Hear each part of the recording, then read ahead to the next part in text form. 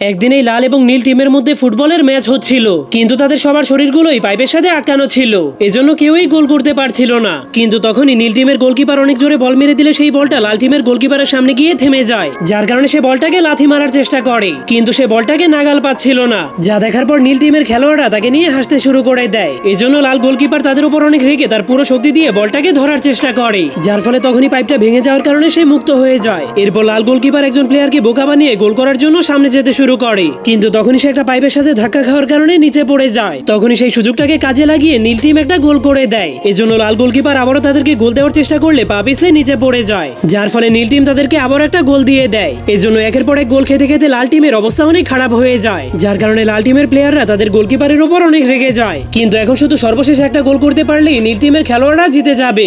যা দেখার পর লাল গোলকিপার তার জায়গাতে গিয়ে জলদি করে তার পাইপটাকে লাগানোর চেষ্টা করে, কিন্তু তখনই নীল টিম বলটাকে আবারও অনেক জোরে একটা লাথি মেরে দেয়। কিন্তু সময় থাকতেই সে পাইপটাকে জোড়া লাগিয়ে বলটাকে থামিয়ে দেয়। এরপর সে তার পুরো শক্তি দিয়ে বলটাকে লাথি মেরে গোল করে ম্যাচটাকে জিতে যায়।